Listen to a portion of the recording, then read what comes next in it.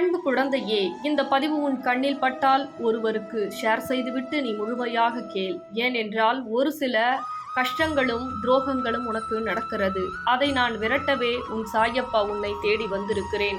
ஒவ்வொரு தடவையும் மாற்றங்கள் நிகழும் என்று பல ஏமாற்றங்களோடு சந்தித்து சில விஷயங்களை செய்து கொண்டிருக்கிறாய்.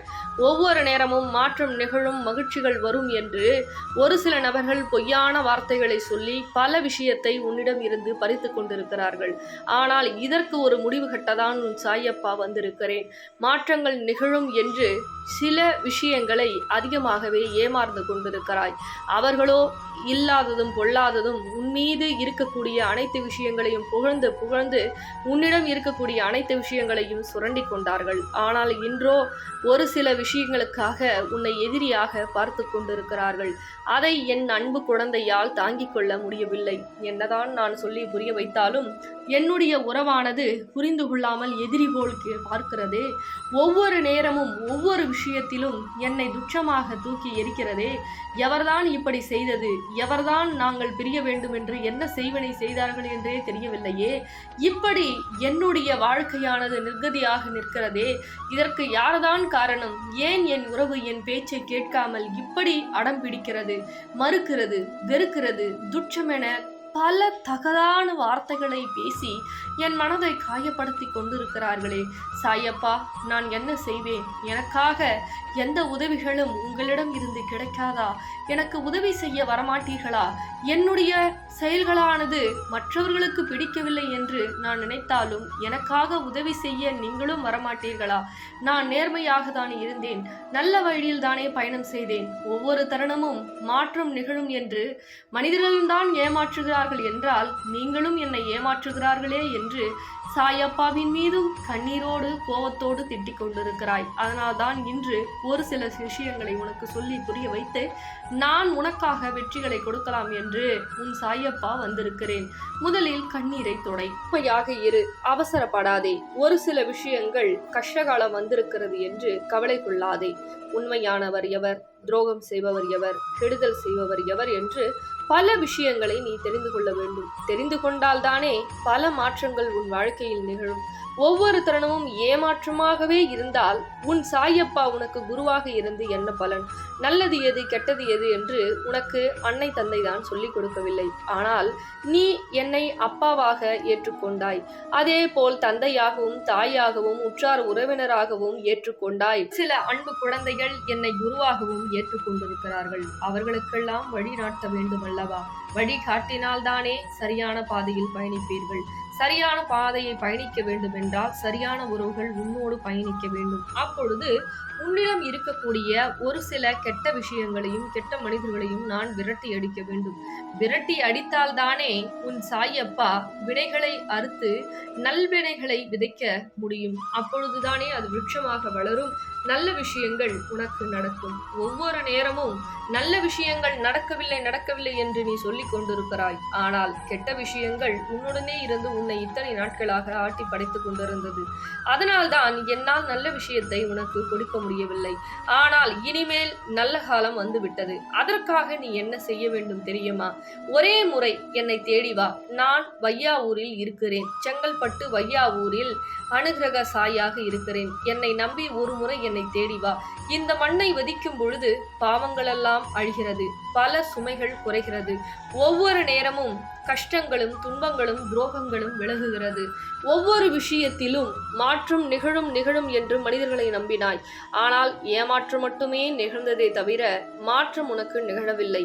நான் உனக்காக காத்து கொண்டிருக்கிறேன். ஒரு சில விஷயங்கள் என் மீது நம்பிக்கை கொண்டு ₹1 நாணயத்தை மஞ்ச துணியில் முடிப்போட்டு கொண்டு வந்து என் பாதத்தில் சமர்ப்பணம் செய்துவிட்டு செல்.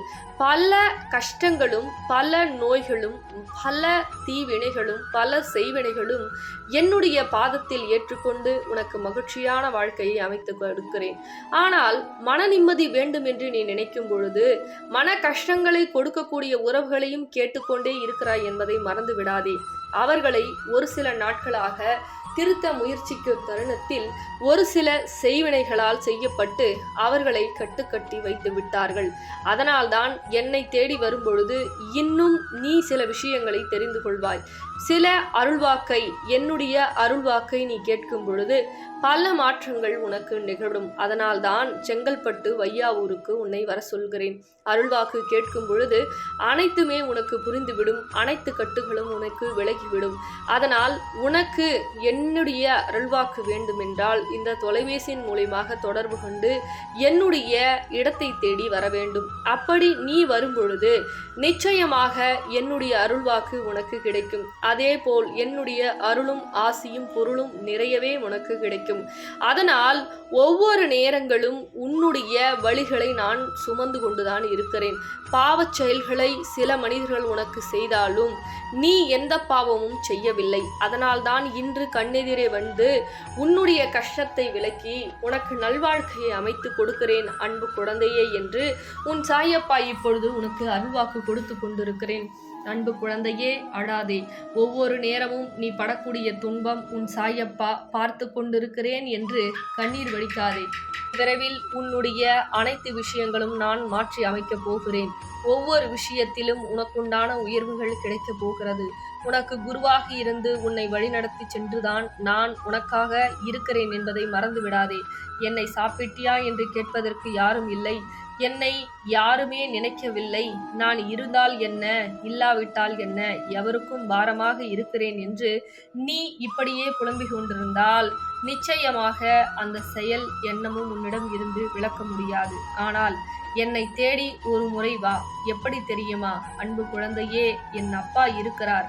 அனைத்து பாவத்தில் இருந்து என்னை விடுபடச் செய்ய போகிறார். ஒவ்வொரு நேரமும் எனக்குண்டான அனைத்து ஆசிகளும் அருளும் எனக்காக வழங்க போகிறார்.